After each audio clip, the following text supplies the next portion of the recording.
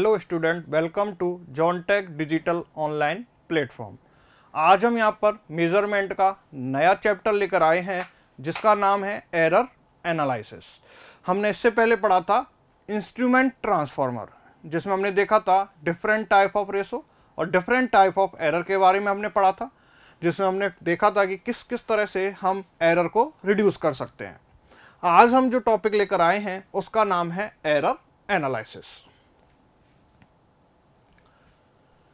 आपको पता है जो एरर होती है वो क्या होती है, जो आपने मेजर की है वैल्यू और जो आपकी ट्रू वैल्यू है। आपको पता है कि कोई भी अगर आपकी क्वांटिटी है उसको अगर आपको मेजर करना है तो वो कभी भी आप ट्रू वैल्यू उसकी फाइंड नहीं कर सकते। जैसे कि अगर मैं बात करूं, कोई भी करंट फ्लो हो रहा है मेरा सर्किट में और मान लो उसकी ट्रू वैल्यू है कितना 10 एम्पियर, लेकिन हो सकता है आप जब मेजर करोगे थ्रू द एमीटर तो आपको कभी भी 10 एम्पियर नहीं मिलेगा। इवन आपको कितना मिलेगा, उसके आसपास मिलेगा, जैसे 9.9, 9.10, इसके ऐसे ऐसे आपको जो है क्या मिलेगा, करंट मिलेगा। तो उन दोनों के बीच जो एरर आएगी वही क्या कहलाएगी, आपकी एरर।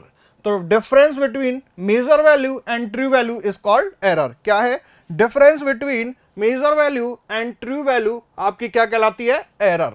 तो मेजर वैल्यू क्या हो गई, जो मैंने मेजर की है थ्रू द इंस्ट्रूमेंट। अभी तक हमने पूरा मेजरमेंट पढ़ा है तो उसमें हम यही करते आ रहे थे कि हम क्या करते थे, कोई भी इंस्ट्रूमेंट है उससे हम जो भी क्वांटिटी मेजर करते थे वो क्वांटिटी क्या कहलाती, मेजर क्वांटिटी। और उसकी जो ट्रू वैल्यू है वो हमको पता है। ट्रू वैल्यू क्या होती है, पहले से ही डिफाइन रहती है कि इसकी इतनी ट्रू वैल्यू है, ठीक है। और आप जब मेजर करते हो तो वो आपको पता चलता है कि आप कभी भी ट्रू वैल्यू फाइंड नहीं कर सकते। तो उन दोनों के बीच कितना डिफरेंस आया है वहीं आपकी क्या कहलाएगी, एरर।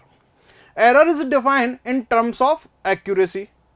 सिंपल सा कि अगर आपके इंस्ट्रूमेंट में जितनी ज्यादा एरर होगी, हम ये बोलेंगे कि हमारा जो इंस्ट्रूमेंट है, जिस इंस्ट्रूमेंट से हम क्वांटिटी को मेजर कर रहे हैं वो इंस्ट्रूमेंट उतना ही कम एक्यूरेट होगा नहीं होगा। और जितना ज्यादा मुझे इंस्ट्रूमेंट उसकी ट्रू वैल्यू के पास में, उसके ट्रू वैल्यू के लगभग अबाउट, उसके नियर अबाउट अगर मुझे रीडिंग देता है तो मैं ये बोलूंगा कि मेरा जो इंस्ट्रूमेंट है वो उतना ही ज्यादा क्या होगा, एक्यूरेट। तो यही बात है कि error is defined in term of accuracy. तो जिस इंस्ट्रूमेंट से हम जो भी क्वांटिटी मेजर करते हैं और मेजर क्वांटिटी और ट्रू वैल्यू के बीच में जितना मेरे पास डिफरेंस कम आता है, उतना ही मैं बोल सकता हूं कि मेरा जो इंस्ट्रूमेंट है वो उतना ही ज्यादा क्या होगा, एक्यूरेट। मतलब एरर जो है वो एक्यूरेसी को क्या करती है, डिफाइन करती है। जितनी ज्यादा आपकी एरर होगी, एक्यूरेसी उतनी ही क्या होगी, कम होगी। हम देखेंगे ये प्रैक्टिकली कैसे हमारी जो एरर है वो एक्यूरेसी को डिफाइन करती है। Error is more than accuracy will be low. बिल्कुल, जितनी ज्यादा आपकी एरर होगी उस इंस्ट्रूमेंट की एक्यूरेसी उतनी ही क्या होगी, कम होगी। यही मेरी क्या है, एरर, ठीक है। अब हम देखते हैं कि जो एरर है वो कितने टाइप की हो सकती है। तो एरर अगर हम बात करें एरर की, तो एरर यहां पर कितने टाइप की है, दो टाइप की। एक तो स्टैटिक एरर और एक डायनेमिक एरर। स्टैटिक एरर वो एरर होती हैं जो टाइम के साथ चेंज नहीं होती हैं, उसको हम क्या बोलते हैं, एब्सोल्यूट एरर। हमने सेकंड नाम क्या बोला है, स्टैटिक एरर, या फिर हमको इसको क्या बोल सकते हैं, एब्सोल्यूट एरर। क्या बोल सकते हैं हम इसको, एब्सोल्यूट एरर। एक होती है डायनेमिक एरर। ऐसी एरर जो टाइम के साथ चेंज होती हैं वो एरर क्या कहलाती हैं, आपकी डायनेमिक एरर। और इनको हम क्या बोल सकते हैं, लिमिटिंग एरर। इनका दूसरा नाम क्या होता है, लिमिटिंग एरर या रिलेटिव स्टैटिक एरर। क्या बोल सकते हैं इनको हम, लिमिटिंग एरर या रिलेटिव स्टैटिक एरर।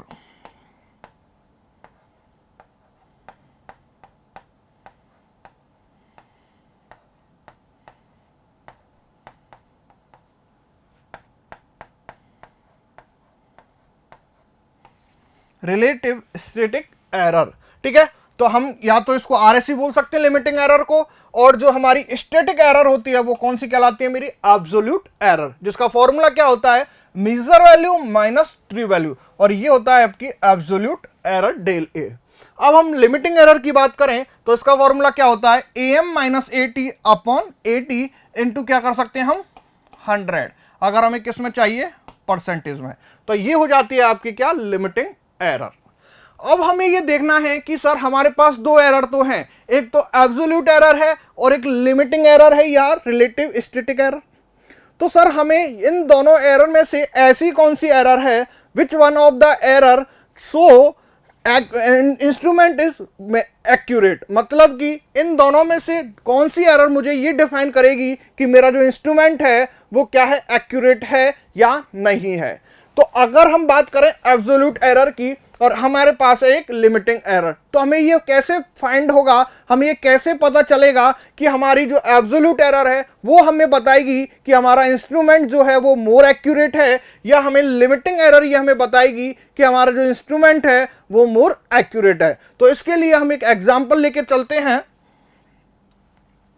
हमने मान लिया, हमने यहाँ पे एक एग्जाम्पल लिया है, दो तरह के एग्जाम्पल हैं।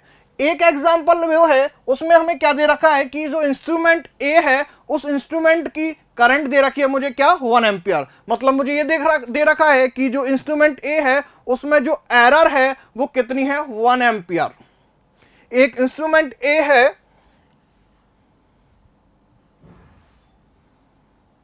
क्वेश्चन 1 बोल देता हूं इसको मैं, इसको क्वेश्चन 2। तो क्वेश्चन 1 में क्या दे रखा है मुझे कि एक इंस्ट्रूमेंट है मेरे पास,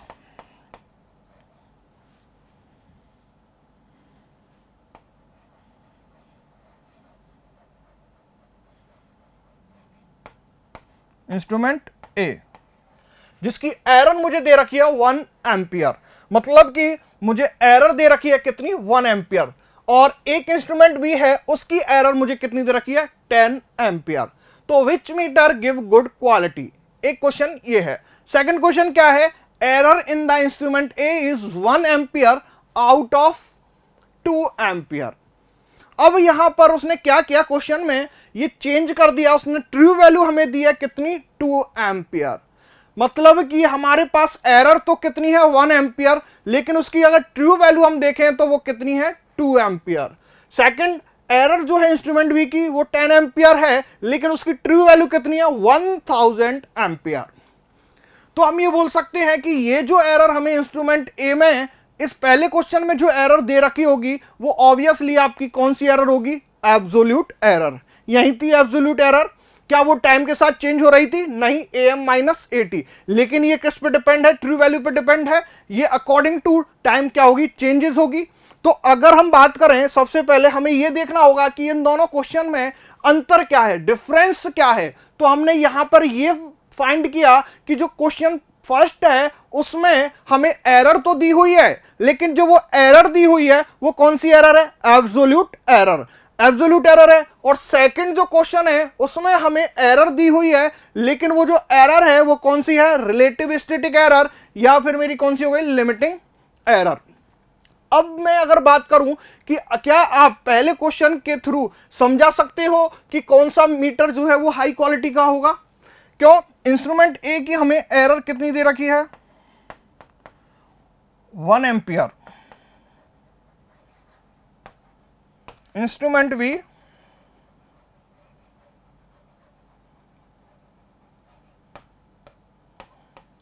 उसकी हमें एरर कितनी दे रखी है, 10 एम्पियर। तो क्या आप ये बता सकते हो कि इंस्ट्रूमेंट ए मोर एक्यूरेट है या इंस्ट्रूमेंट बी, नहीं। क्यों, क्योंकि आपके पास ट्रू वैल्यू नहीं है, आपको ये पता ही नहीं है कि जो इंस्ट्रूमेंट ए है उसकी ट्रू वैल्यू क्या है। आप कैसे फाइंड कर सकते हो कि ये मेरी तो है 1 एम्पियर, ये मुझे दे रखी है 10 एम्पियर, लेकिन हमें ये भी तो पता होना चाहिए कि हमारा जो इंस्ट्रूमेंट ए है उसकी एक्चुअल जो वैल्यू है, ट्रू वैल्यू, वो कितनी है, तभी तो हम कंपेयर कर पाएंगे। ठीक है, अगर हम बात करें क्वेश्चन 2 की, तो इसका अगर आंसर अगर हम देखें तो क्या हो गया, डेटा इज अनसफिशिएंट।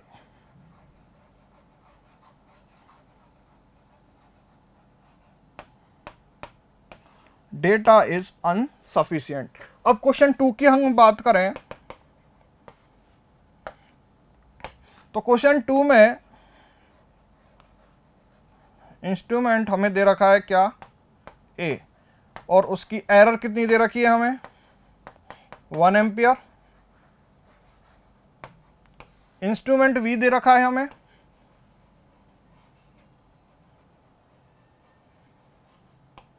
और उसकी एरर हमें कितनी दे रखी है, उसकी एरर हमें कितनी दे रखी है 10 एम्पियर। यहां तक तो बात ठीक है, लेकिन हमें इनके साथ में इनकी क्या दे रखी है ट्रू वैल्यू, कि जो इंस्ट्रूमेंट ए है उसकी ट्रू वैल्यू कितनी दे रखी है हमें 2 एम्पियर, और जो इंस्ट्रूमेंट बी है उसकी हमें ट्रू वैल्यू कितनी दी हुई है 1000 एम्पियर, 1000 एम्पियर। तो अब हम आसानी से बोल सकते हैं कि अगर इसकी एरर की हम बात करें, एरर इसकी बात करें तो क्या हो जाएगा 1 डिवाइडेड बाई 2 इंटू 100, तो कितना हो गया 50%। अगर इसकी हम बात करें तो वो कितना हो जाएगा 10 डिवाइडेड बाई 1000 इंटू 100, तो कितना आ जाएगा 1%। अब हम बोल सकते हैं कि मोर क्वालिटीनेस, अगर इसको हम 50/100 लिखें तो कितना हो जाएगा 0.5, और ये कितना हो जाएगा 0.01। तो आप बोल सकते हो यहां पर कि instrument V is more accurate as compared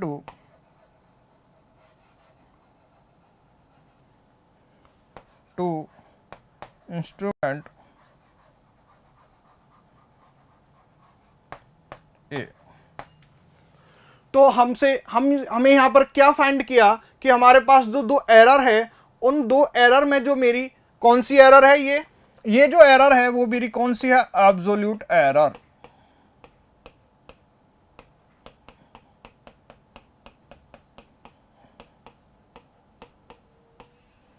absolute error, और ये जो एरर है मेरी वो कौन सी है लिमिटिंग एरर।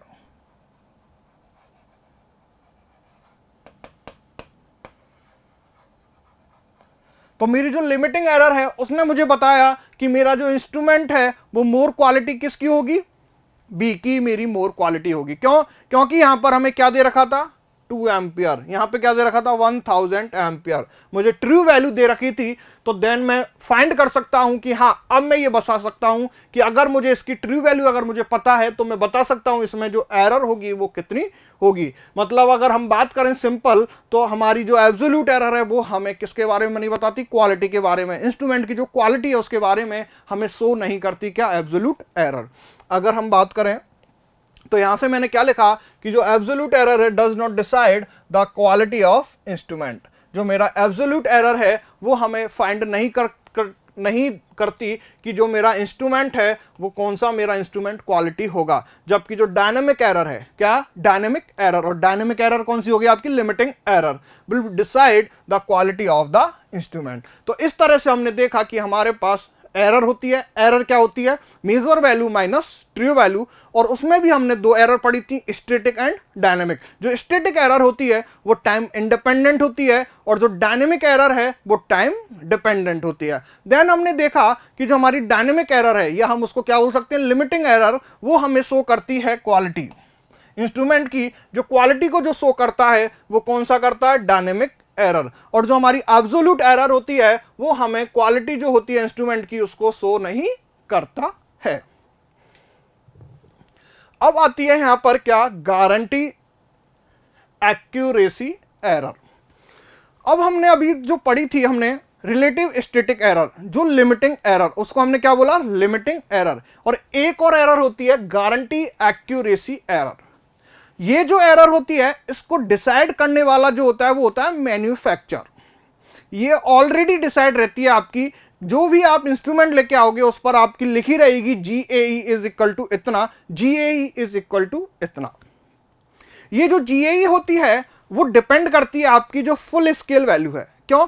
क्योंकि हमें पहले से ही पता है कि हमारा जो इंस्ट्रूमेंट है उसकी फुल स्केल वैल्यू है 10 एम्पियर 10 वोल्ट, 20 एम्पियर 20 वोल्ट। इसलिए हमारी जो GAE वैल्यू है वो भी पहले से प्री डिफाइन होती है, और इसको कौन डिफाइन करेगा? मैन्युफैक्चर। अगर हम बात करें रिलेटिव स्टैटिक एरर की, तो रिलेटिव जो स्टैटिक एरर है वो डिपेंड करती है, मैंने देखा अभी किस पे? ट्रू वैल्यू पर। अभी मैंने देखा कि जो मेरी रिलेटिव स्टैटिक एरर है उसको हम किससे फाइंड किया? ट्रू वैल्यू से। मतलब कि अगर जीएई की बात करूं तो जीएई जो है वो एक कांस्टेंट एरर है। क्या है? Constant error. मतलब कि एक बार आपका इंस्ट्रूमेंट, उसकी अगर फुल स्केल वैल्यू मैंने फिक्स कर दी, और फिक्स होगी सिंपली, मुझे पता होता है कि मेरा जो एमीटर है और या वोल्ट मीटर है उसकी फिक्स एफएसडी वैल्यू मुझे पता है। तो अब अगर एफएसडी वैल्यू फिक्स है तो ऑब्वियसली मेरा जो जीएई होगा वो भी क्या हो गया? फिक्स हो गया। मतलब इसको मैं कांस्टेंट एरर भी बोल सकता हूं। क्यों? क्योंकि ये मेरी एफएसडी पर डिपेंड कर रही है, और एफएसडी पे डिपेंड कर रही है, और इस जीएई को जो डिफाइन करता है वो कौन करता है? मैन्युफैक्चर। लेकिन वहीं अगर हम आरएसी की बात करें या रिलेटिव स्टैटिक एरर की बात करें, तो हमने देखा कि जो हमारी लिमिटिंग एरर है वो किस पे डिपेंड हो रही थी? ट्रू वैल्यू पर। तो क्या हम ये बोल सकते हैं कि जो हमारी लिमिटिंग एरर है वो कांस्टेंट होगी? नहीं। क्यों? क्योंकि हमारी ट्रू वैल्यू चेंज होती रहेगी। ठीक है, तो हम ये बोल सकते हैं कि हमारी जो लिमिटिंग एरर है वो हमेशा चेंज नहीं होगी, जबकि हमारी जो जीएई है वो हमेशा क्या है? कांस्टेंट होती है।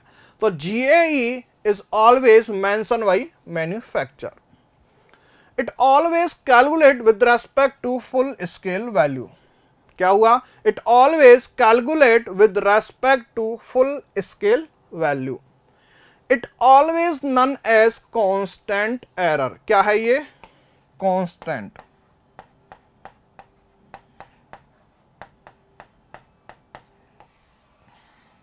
Constant error. और अगर मैं बात करूं किसकी? रिलेटिव स्टैटिक एरर की, तो वो उसका क्या है? अपोजिट। तो अगर इधर तो मैं लिखूं आरएसी या लिमिटिंग,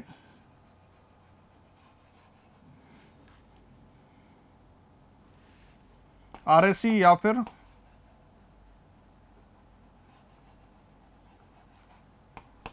लिमिटिंग एरर। ठीक है, तो जीएई मैंने देखा, इधर मैं लिख लेता हूं क्या? जीएई। तो पहली बात, ये जो एरर है इट ऑलवेज कांस्टेंट एरर है। ये क्या है? Constant error. और ये does not constant error. First चीज, फर्स्ट थिंग। सेकंड थिंग क्या हो जाएगी? It depend on true value. कौन सी वैल्यू? True value. और ये it depend on full scale value, और it is already mention, it is already mention by the manufacturer।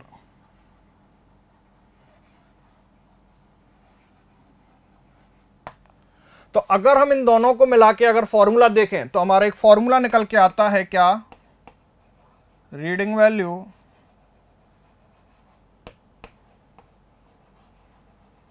या फिर हम क्या बोल सकते हैं? True value into X Y 100 is equal to GAE। यहां पर x क्या है? परसेंटेज लिमिटिंग एरर, और GAE क्या है? यहां पर गारंटी एक्यूरेसी एरर। तो यहां से हम देख सकते हैं हमारा जो लिमिटिंग एरर है वो किस पर डिपेंड कर रहा है, रीडिंग वैल्यू या ट्रू वैल्यू पर।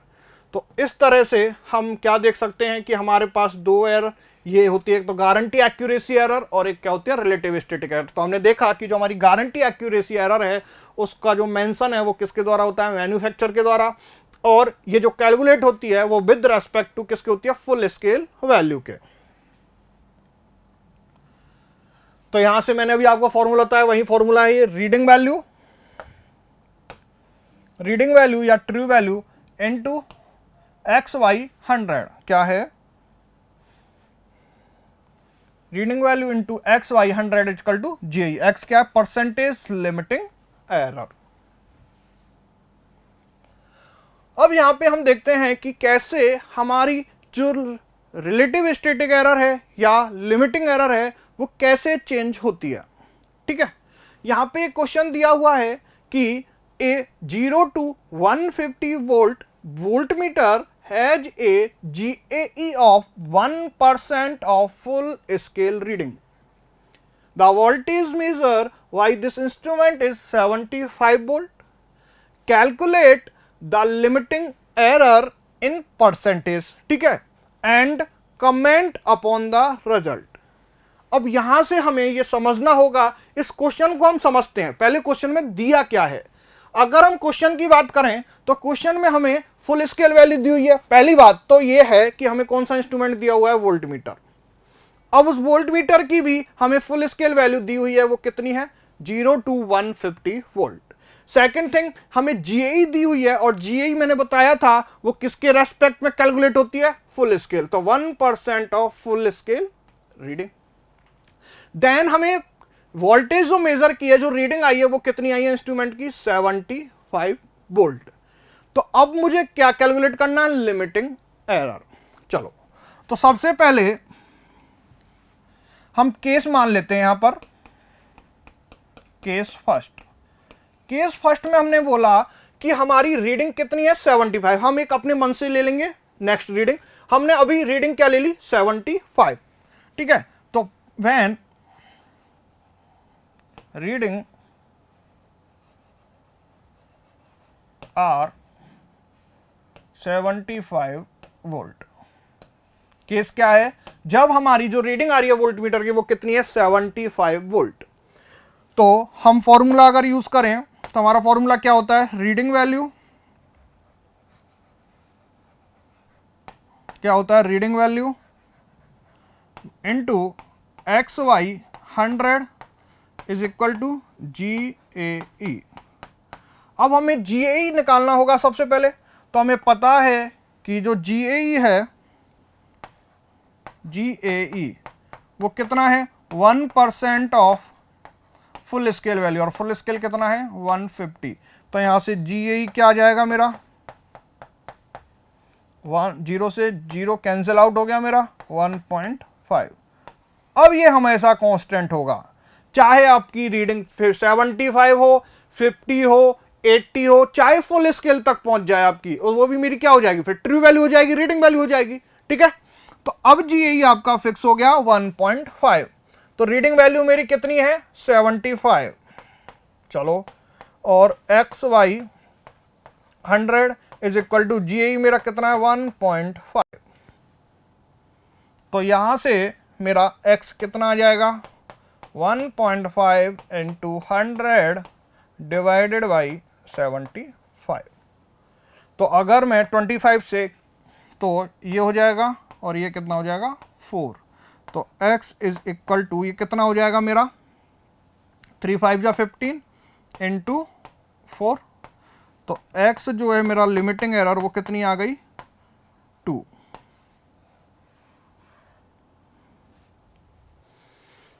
तो हमें ये तो पता चल गया कि हम किस तरह से लिमिटिंग एरर फाइंड कर सकते हैं।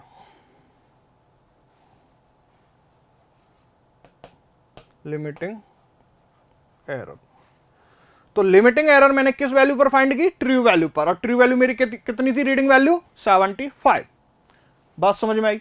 अब मैं एक केस और लेता हूं, 2-3 केस और लेता हूं, तभी मैं क्वालिटी पर, मैं तभी रिजल्ट जो आप नेक्स्ट जो क्वेश्चन है वो क्या है, कमेंट अपॉन द रिजल्ट, तभी मैं कुछ कमेंट कर पाऊंगा मेरे रिजल्ट पर। ठीक है, मेरा इंस्ट्रूमेंट मैंने माना 75। अब मैं मान के चल रहा हूं कि मेरा जो इंस्ट्रूमेंट है वो 75 की जगह कितनी रीड कर रहा है, 50, और एक मैं 75 से ऊपर लूंगा। ठीक है, एक अब मैं क्या कर रहा हूं कि 75 से जस्ट अबव और जस्ट बिलो दो वैल्यू लेता हूं।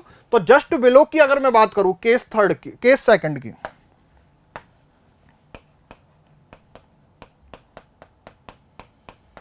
केस सेकंड की, when volt meter reading 50 volt. ठीक है, हमारा जीए फिक्स है, तो यहां से अगर मैं फॉर्मूला में पुट करूं तो रीडिंग वैल्यू मेरी, चलो मैं लिख देता हूं एक बार, reading value into x Y 100 is equal to GAE। तो GAE मेरा कितना आया था, 1.5 इतना आया था, क्योंकि वो तो किस पे आ रहा है मेरा, फुल स्केल पर। तो GAE चेंज होगा क्या, नहीं। तो यहां से पता चला आपको कि मैं GAE क्यों कांस्टेंट बोल रहा हूं। तो GAE हमेशा किस पे डिपेंड है, आपका फुल स्केल पर। तो GAE तो आपका क्या रहेगा, 1.5। अब यहां पर आपकी जो रीडिंग है वो कितनी हो गई, 50, और GAE कितना हो जाएगा आपका, वही 1.5। तो यहां से अगर मैं x की वैल्यू फाइंड करना चाहूं तो कितना आ जाएगा, तो x कितना आ जाएगा मेरा 3%, यहां पर कितना था मेरा 2%, यहां पर कितना है 3%। एक मेरी ये लिमिटिंग एरर आ गई।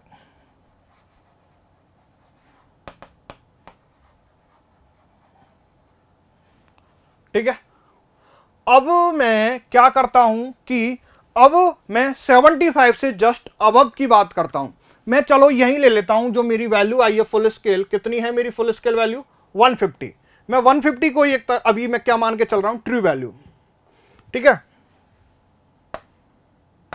तो case third, when the reading of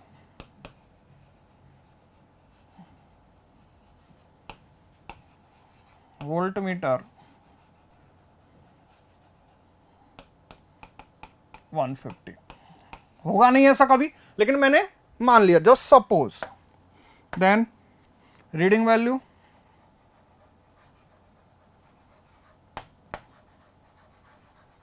या क्या होती है, true value into x Y 100 is equal to GAE, और आपकी रीडिंग वैल्यू कितनी है, 150 into x Y 100 is equal to 1.5। तो यहाँ से x कितना आ गया आपका 150, तो x कितना आ गया आपका 1%। ये हो गई आपकी लिमिटिंग एरर। तो मैं यहां पर एक इंडेक्स बनाता हूं, केस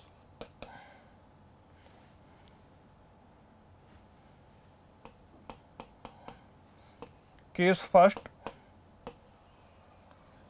GAE की वैल्यू क्या आई थी मेरी केस फर्स्ट में, और लिमिटिंग एरर की वैल्यू क्या आई थी केस फर्स्ट में, फिर केस सेकंड में, और केस थर्ड में। तो मेरे जो केस GAE है वो तो हमेशा क्या है, 1.5 एंड 1.5। और एक और इंडेक्स बनाता हूं मैं किसकी, रीडिंग वैल्यू की।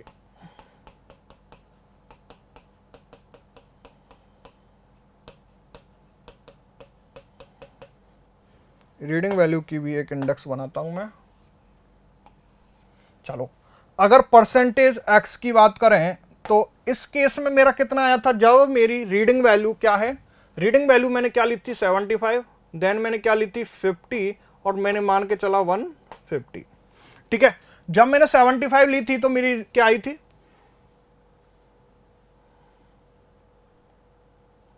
कितनी आई थी मेरी 2%, कितनी आई थी 2%। ठीक है, जब मैं 50 लेता हूं तब मेरी क्या आई थी 3%, और जब मैं 150 लेता हूं तो क्या आई थी 1%। तो ये मेरा एक स्केल है, ये मेरी क्या है 150 है, और ये मेरी 0 है।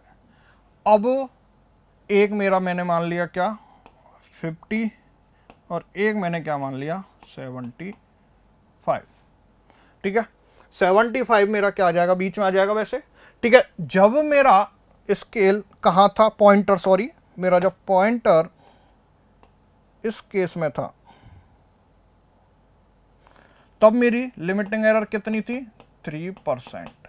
जब मेरा पॉइंटर 75 पे गया तो मेरी लिमिटिंग एरर कितनी हो गई 2%, और जब मेरा 150 पे जाता है तो लिमिटिंग एरर कितनी हो जाती है मेरी 1%। तो इससे कुछ समझ में आ रहा है आपको कि ये पहली बात जो एरर है वो क्या है, मेरी रिलेटिव स्टैटिक एरर। तो इससे मैं ये बोल सकता हूं कि जितना मेरा पॉइंटर फुल स्केल वैल्यू की तरफ, मतलब कि अगर मेरा पॉइंटर फुल स्केल वैल्यू की तरफ मूव करता है, किधर मूव करता है, फुल स्केल वैल्यू की तरफ मूव करता है, तो इससे क्या, एक तो जो लिमिटिंग एरर है, लिमिटिंग एरर वो क्या होगी, रिड्यूस होगी। अगर लिमिटिंग एरर रिड्यूस हो रही है तो मेरी एक्यूरेसी क्या होगी, इंक्रीज। तो इसका मतलब क्या हुआ कि मैं ज्यादा से ज्यादा मेरा जो पॉइंटर है वो कहां मूव करना चाहिए, फुल स्केल वैल्यू की तरफ, ट्रू वैल्यू की तरफ। यहां देख लो आप कि जब मेरी रीडिंग 50 वोल्ट आ रही थी तो मेरी क्या आ रही थी, एरर 3%। जब मेरी रीडिंग 75 आई तो मेरी क्या आ गई, लिमिटिंग एरर 2%, मतलब कम हो गई कुछ। और जैसे ही मेरी 150 आई तो एरर कितनी हो गई मेरी 1%, यही यहां पे देखने को मिल रहा है। तो इस तरह से हम बोल सकते हैं कि जब आपका पॉइंटर जितना फुल स्केल वैल्यू की तरफ मूव करेगा, आपकी जो एक्यूरेसी है इंस्ट्रूमेंट की वो क्या होगी, इंक्रीज होगी, और जो एरर है वो क्या हो जाएगी, रिड्यूस हो जाएगी। इसलिए मैंने आपको बोला था कि जो हमारी लिमिटिंग एरर है वो हमें शो करती है क्वालिटी के बारे में, कि हमारा जो इंस्ट्रूमेंट है उसकी क्वालिटी कैसी है। और हमारी जो हमारा जो लिमिटिंग एरर है वो किस पे डिपेंड कर रहा है, नंबर ऑफ रीडिंग पे, हमेशा चेंज हो रहा है। मैंने यही बताया था कि जो लिमिटिंग एरर है वो किस वैल्यू पर डिपेंड होता है, रीडिंग वैल्यू या ट्रू वैल्यू पर। तो जैसे मेरी वैल्यू चेंज हो रही है तो मेरी जो लिमिटिंग एरर है वो भी क्या हो रही है, चेंज। बट मेरी जो जीए है वो हमेशा क्या है, कांस्टेंट, और जिसकी वैल्यू क्या है 1.5 1.5 1.5। तो ये कुछ आपको मैंने बताया एरर के बारे में, और किस तरह से हमने देखा कि हमारी जो एरर है, लिमिटिंग एरर, किस तरह से हमारी एक्यूरेसी को डिफाइन करती है, और किस तरह से हमारी फुल स्केल वैल्यू तक हमारी जो एरर है वो रिड्यूस होती है। तो ये कुछ आपके लिए नॉलेज थी about the limiting error and guarantee accuracy error. तो आपको क्या करना है, ये जो फॉर्मूला है ये आपको याद रखना है, आपके क्वेश्चन यहां से पुटअप होते हैं। ठीक है, तो फॉर्मूला क्या है, रीडिंग वैल्यू, या हम क्या बोल सकते हैं, और true value into 100 is equal to GAE। तो बात समझ में आई कि एरर क्या होती है। ठीक है, अब हम नेक्स्ट टॉपिक पे चलते हैं, करेक्शन फैक्टर। करेक्शन फैक्टर होता है आपका माइनस ऑफ एरर। क्या होता है, माइनस ऑफ एरर। मतलब क्या है कि मान लो आपकी मेजर वैल्यू आती है कुछ 10 और आपकी ट्रू वैल्यू क्या है आपकी 9, तो वहां पर एरर क्या आ गई आपकी, जैसे मेजर वैल्यू मेरी क्या आई 10 और ट्रू वैल्यू मेरी क्या है 9, तो एरर मेरी क्या आ जाएगी यहां से 1। तो यहां से करेक्शन फैक्टर मेरा क्या होगा, माइनस ऑफ एरर, और माइनस ऑफ एरर तो -1। तो अब मैं किस में -1 करूं कि मेरी जो एरर है वो क्या हो जाए 0। मतलब करेक्शन फैक्टर का यूज कहां है, करेक्शन फैक्टर काम करता है एरर को रिड्यूस करने का, एरर को 0 करने का। तो मैं ऑब्वियसली किस में करूंगा, -PM जो होगा उसमें 10 माइनस का 1। तो जैसे ही माइनस का 1 करूंगा तो क्या आ जाएगा 9। तो यहां से मेरा जो एरर है वो क्या हो जाएगा 0। तो ये होता है आपका क्या, करेक्शन फैक्टर। क्या होता है, करेक्शन फैक्टर। अगर मैं मान लो pm की वैल्यू ले ली 9, ठीक है।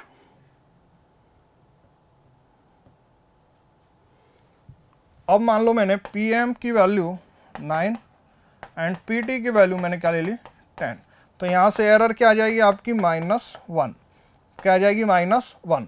तो यहां से करेक्शन फैक्टर क्या हो जाएगा +1 हो जाएगा। अब मैं किस में, मतलब कि जो आपकी मेजर वैल्यू है उसमें ही आप क्या करोगे, सब्ट्रैक्ट या एडिशन। ट्रू वैल्यू तो आपकी फिक्स है, ठीक है। तो हमेशा जो करेक्शन फैक्टर होगा वो हमेशा किस में होगा, इसमें या तो ऐड होगा या सब्ट्रैक्ट होगा, जिससे मेरी जो एरर है वो क्या हो जाए 0। तो अब ये +1 है तो इसमें क्या कर दूंगा, pm क्या हो जाएगी मेरी 9 + 1, ये हो गई 10, ठीक है। तो 10 - 10 मेरा क्या हो जाएगा 0। तो ये होता है आपका क्या, करेक्शन फैक्टर। तो इस तरह से हमने डिफरेंट टाइप की एरर देखी। उसमें हमने देखा कि हमारे जो है किस तरह से हमने करेक्शन फैक्टर को भी डिफाइन किया, किस तरह से हमने गारंटी एक्यूरेसी, लिमिटिंग एरर, वो सब हमने फाइंड की, ठीक है। अब हम बात करते हैं कुछ ऑपरेशन की।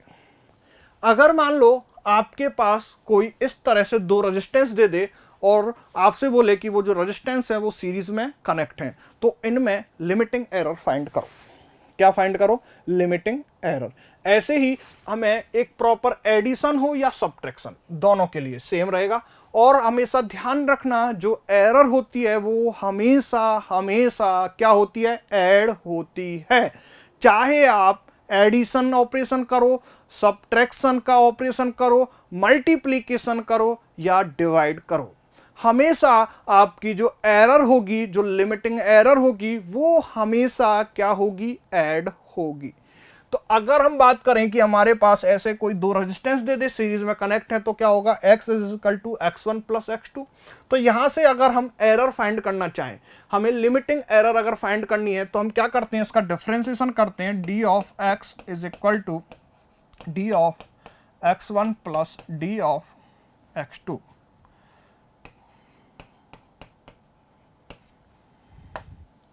अब मैं क्या करता हूं, इसको x से दोनों को डिवाइड कर देता हूं।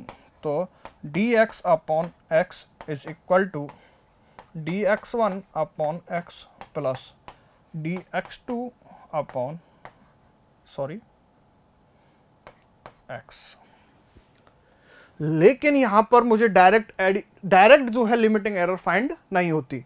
तो ये जो x है ये तो क्या है, यहां पर इक्विवेलेंट है, ठीक है। तो अगर मुझे लिमिटिंग एरर फाइंड करनी है dx/x टोटल की, तो अब मैं क्या करता हूं कि इसमें x1 का तो डिवाइड करता हूं और x1 से ही मल्टीप्लिकेशन करता हूं।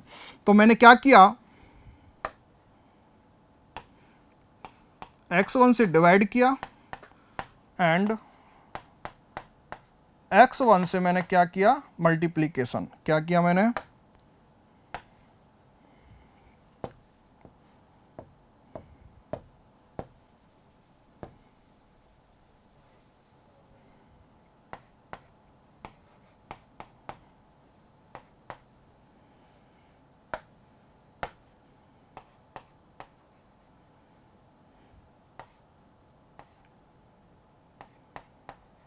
डिवाइड किया और मल्टीप्लिकेशन किया, और ये हो गया मेरा dx2 और ये हो जाएगा मेरा x। तो इस तरह से ये मेरी क्या हो गई, लिमिटिंग एरर। तो dx/x एक फॉर्मूला बन गया मेरा, x1/x dx1/x1 प्लस माइनस कर सकते हो, ठीक है। एडिशन और सब्ट्रैक्शन प्लस माइनस, ये भी क्या हो जाएगा, प्लस माइनस। आप तो प्लस ही रहने दो इसको, हमेशा आपकी क्या होंगी, ऐड होंगी, प्लस x2/x dx2/x2। ये चाहे सबके लिए है, ये अगर आपका क्या होता, एडिशन और सब्ट्रैक्शन दोनों के लिए। अगर मान लो ये है, या फिर ये होता x = x1 - x2, अगर ये भी अगर आपका होता तो इसके लिए भी यही फॉर्मूला मेरा यूज होगा। ये होती है मेरी लिमिटिंग एरर। ये क्या होती है मेरी, यहां पर ये क्या है मेरी, लिमिटिंग एरर, और ये भी मेरी क्या हो गई, लिमिटिंग एरर। ये मेरा क्या हो गया, इक्विवेलेंट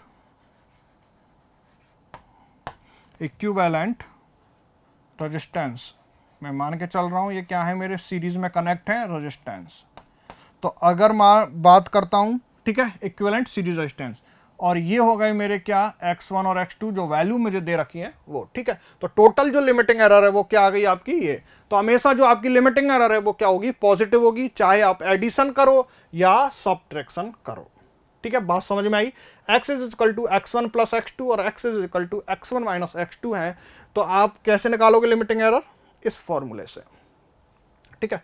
तो अगर हम बात करें, और ये जो लिमिटिंग एरर होगी dx1 upon x1 dx2 upon x2, वो किस में होती है, परसेंटेज में। किस में होगी, परसेंटेज में। तो चलो एक क्वेश्चन कर लेते हैं हम, कि मान लिया हमारे पास एक क्वेश्चन है, हमारे पास R1 की वैल्यू हमें दे रखी है कितनी, कुछ भी मान लो 50 प्लस माइनस कितना है 1%, और R2 जो है वो मुझे कितना दे रखा है 50 प्लस माइनस 2%। और हमसे क्या बोला है कि ये दोनों जो रेजिस्टेंस हैं R1 और R2 वो कहाँ है, कनेक्ट हैं, किसमें, सीरीज में। किसमें कनेक्ट है, सीरीज में। तो हमें क्या निकालना है, R इक्विवेलेंट। क्या निकालना है इनका, R इक्विवेलेंट। हमें फाइंड क्या करना है अब यहां पर, R इक्विवेलेंट। क्या फाइंड करना है, R इक्विवेलेंट। तो हमें पता है कि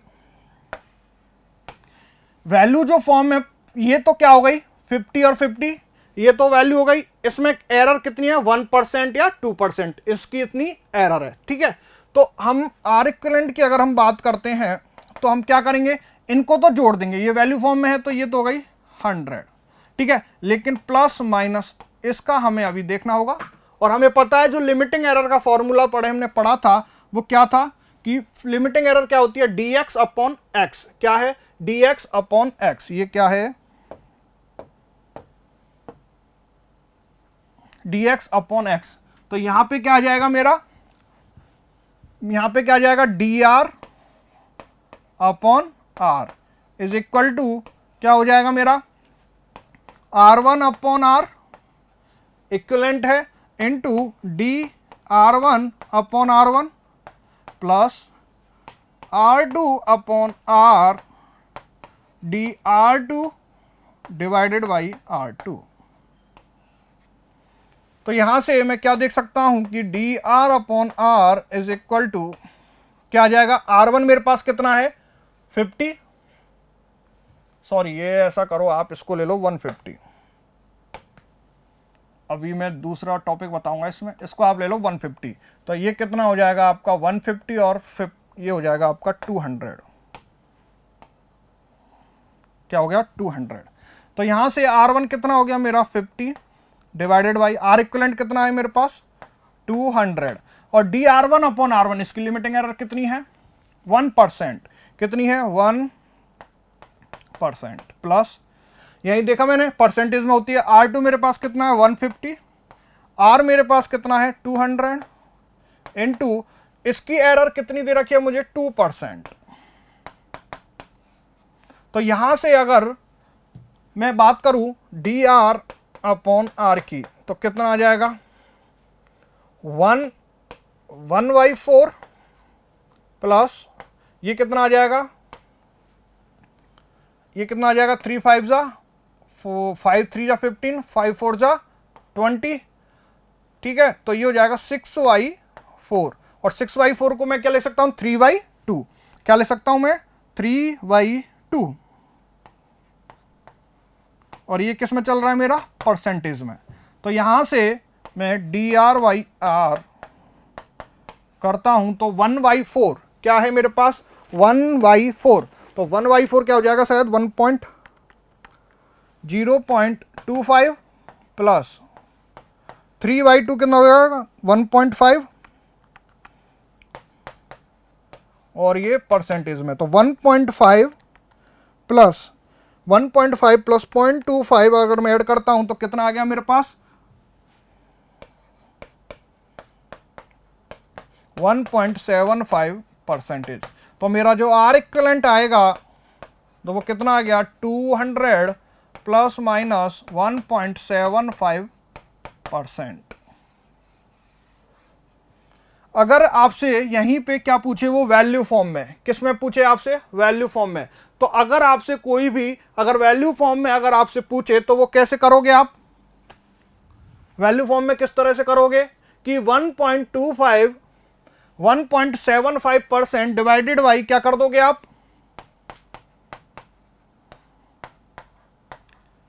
इनटू कितना कर दोगे आप 200। तो यहां से 0 से 0 गई और ये कितना आ जाएगा आपके पास 1.75 इंटू 2, ये कितना आ गया आपके पास 3.5। तो यहाँ से आप क्या कर सकते हो 200 प्लस माइनस 3.5। तो यहाँ से जो वैल्यू आएगी आपकी 200 प्लस 3.5, तो वैल्यू क्या आ सकती है 200, 3.5 और 2 कितनी आ सकेगी और कितनी आ सकती है 200 माइनस 3.5 196.5 ये आ जाएगी। ये कैसे निकाला मैंने, ये मेरी क्या होती है लिमिटिंग एरर और ये मेरी क्या है फुल स्केल रीडिंग वैल्यू। ठीक है, तो मैं क्या निकाल सकता हूँ यहाँ से वैल्यू निकाल सकता हूँ। ठीक है, वैल्यू फॉर्म में कैसे कर दूंगा 1.75 डिवाइडेड बाय 100 इंटू मेरे पास क्या है 200। तो ये मेरी क्या आ गई वैल्यू फॉर्म में। ठीक है, तो इस तरह से मेरे पास क्या आ गया 200 प्लस माइनस, ये तो किस फॉर्म में हो गई वैल्यू फॉर्म में। अगर आपसे कोई पूछे वैल्यू फॉर्म तो इस तरह से, और ये मेरी किस में हो गई परसेंटेज फॉर्म में।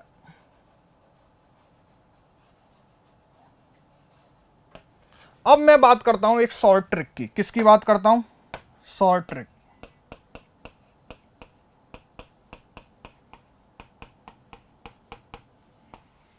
मेरे पास क्या था R1 50 प्लस माइनस 1% और R2 क्या था मेरे पास 150 प्लस माइनस 2%। मैं क्या करूं कि इसको डायरेक्ट किस में चेंज कर लूं वैल्यू फॉर्म में पहले। तो R1 को अगर मैं वैल्यू फॉर्म में चेंज करूं तो क्या हो जाएगा 1/100 इंटू 50। तो ये वैल्यू फॉर्म में कैसे चेंज हो जाएगा 1/2, तो यहां से आ जाएगा 0.5। और R2 को अगर मैं इसकी जो एरर है एरर को मैं चेंज कर रहा हूं इंटू 150 से 150 और ये हो जाएगा 30/10 और ये हो जाएगा 3। ये क्या आ गई मेरी वैल्यू फॉर्म। तो अब मैं क्या करूंगा जो आर इक्विवेलेंट होगा वो डायरेक्ट मैं क्या ले सकता हूं 150 प्लस 50 200 प्लस माइनस एरर को मैं डायरेक्ट वैल्यू फॉर्म में, और मुझे पता है वैल्यू फॉर्म में कितनी आई थी 3.5 और यहां से डायरेक्ट मेरे पास क्या आ गई 3.5। अब अगर वो आपसे परसेंटेज फॉर्म में पूछे तो किस तरह से चेंज करोगे आप 200 into XY 100 is equal to 3.5। तो यहां से x क्या आ जाएगा आपका 3.5 इंटू 100 डिवाइडेड बाई 200 ये गया। तो यहां से आपके पास 3.5 डिवाइडेड बाई 2 कितना आ जाएगा 1.75%। तो यही मेरा आया था 1.75%, देख लो। तो यहां से डायरेक्ट मेरा क्या आ गया value R equivalent percentage form में क्या आ गई मेरी 200 प्लस माइनस 1.75%। तो ये किस फॉर्म में हो गई परसेंटेज फॉर्म में।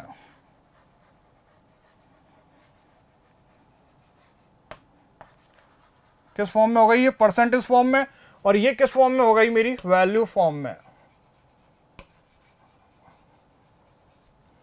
तो बात समझ में आई। क्या शॉर्ट ट्रिक है कि अगर आपको कोई भी रेजिस्टेंस सीरीज में है तो, या एडिशन सब्ट्रैक्शन, मैं सिंपली किसकी बात कर रहा हूं एडिशन और सब्ट्रैक्शन। अगर आपको ऑपरेशन एडिशन या सब्ट्रैक्शन करना है, एडिशन मतलब x1 plus x2 plus x3 so on, ऐसे x1 minus x2 minus x3 so on. ठीक है, इस तरह का अगर आपके पास कोई भी ऑपरेशन आ जाए तो आप डायरेक्ट क्या करो कि जो आपको एरर परसेंटेज फॉर्म में दी हुई है, किस फॉर्म में दी हुई है परसेंटेज फॉर्म में दी हुई है उसको आप पहले किस में चेंज कर लो, वैल्यू फॉर्म में।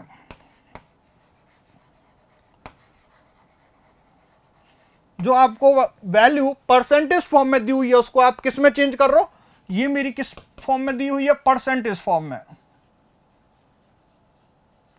तो परसेंटेज फॉर्म से आप डायरेक्ट किस में चेंज करो, वैल्यू फॉर्म में, और वैल्यू फॉर्म में चेंज करते ही आपके पास ये आ गई।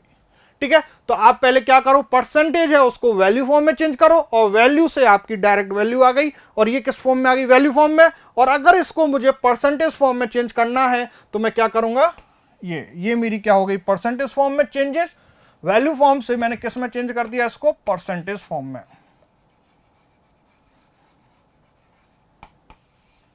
परसेंटेज फॉर्म में। ठीक है, तो इस तरह से आप क्या याद रख सकते हो, ये शॉर्ट ट्रिक। ठीक है, एक तो ये लॉन्ग मेथड हो गया पूरा, अल्टरनेट बिल्कुल आपका एकदम फॉर्मूले बेस्ड जो है वो हो गया आपका ये। ठीक है, या फिर डायरेक्ट आप क्या करो कि जो भी आपको परसेंटेज में जो भी वैल्यू दे रखी है उसको आप पहले किस में चेंज करो, वैल्यू फॉर्म में। देन आप उस वैल्यू फॉर्म से पहले आप आर इक्विवेलेंट निकाल लो, और देन आप क्या करो कि उसको किस में चेंज कर दो, परसेंटेज फॉर्म में। तो बात समझ में आई किस तरह से आप जो है एडिशन और सब्ट्रैक्शन अगर आपके पास ऑपरेशन हो तो उसको कैसे कर सकते हैं। तो आप ये नोट करके लिख लेना कि अगर हमारे पास एडिशन या सब्ट्रैक्शन हो तो पहले हम क्या करेंगे कि जो परसेंटेज एरर है उसको किस में चेंज करेंगे, वैल्यू फॉर्म में। तो नोट अगर हम लिखना चाहें यहां पर तो नोट क्या लिख सकते हैं, if addition and subtraction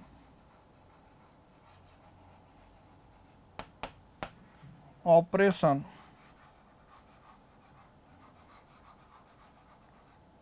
will be performed, then we will change the limiting, change the percentage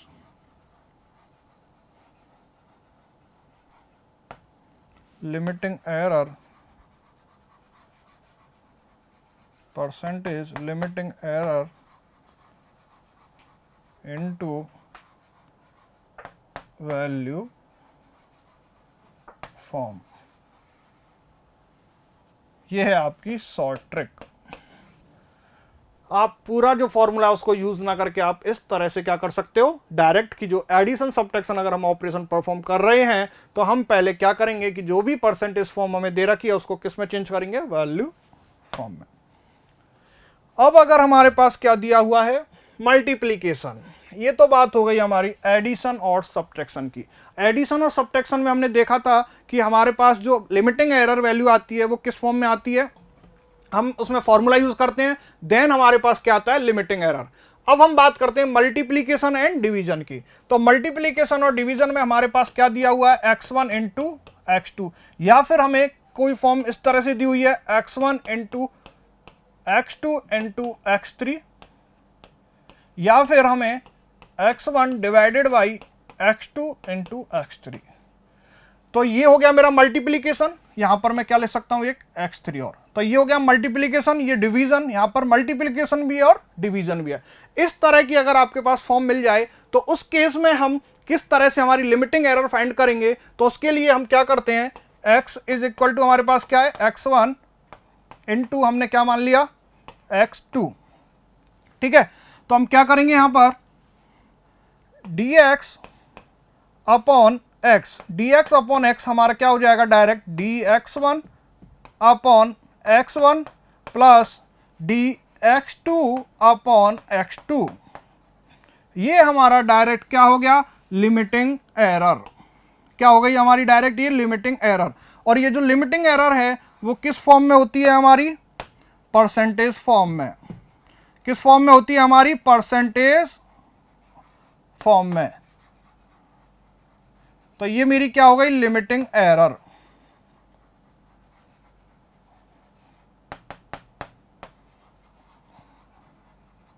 क्या हो गई हमारी लिमिटिंग एरर, और किस फॉर्म में हो गई, परसेंटेज फॉर्म में। वहां हमें जो लिमिटिंग एरर मिल रही थी उसके लिए हमें क्या करना पड़ रहा था, dr/r1 into dx/x1।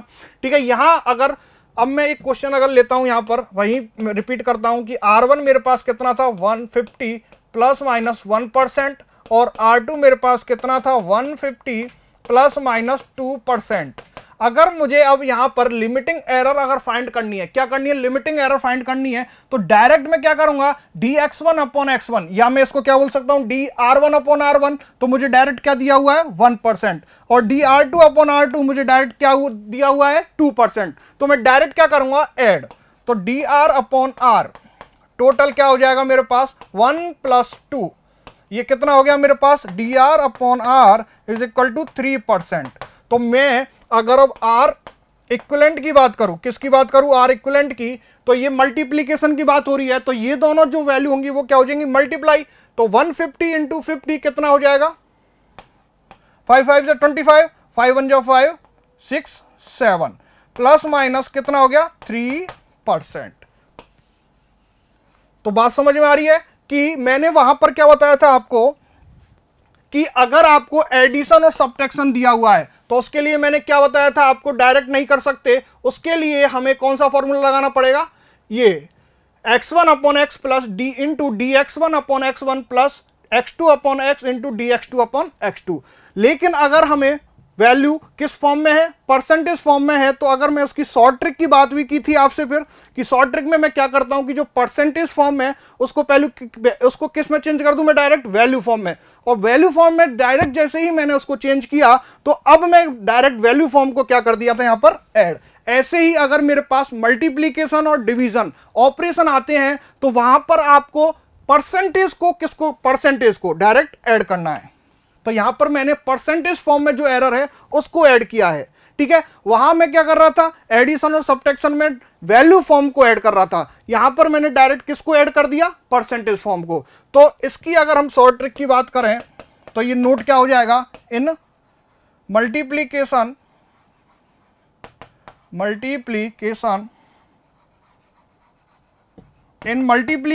And division, in multiplication and division the limiting error, the percentage limiting error, the percentage limiting error directly added। तो बात समझ में आ गई कि एडिशन और सब्ट्रैक्शन का, कि एडिशन सब्ट्रैक्शन में मैंने वैल्यू फॉर्म में ऐड किया और मल्टीप्लिकेशन और डिवीजन में मैं डायरेक्ट किसको ऐड करता हूं, परसेंटेज फॉर्म में। तो इस तरह से हमने आज पढ़े टाइप एरर के बारे में कि एरर मेरी किस तरह से फाइंड होती है। अगला जो चैप्टर होगा इसी का हमारा पार्ट 2 होगा जिसमें हम पढ़ेंगे types of error. Thank you all of you.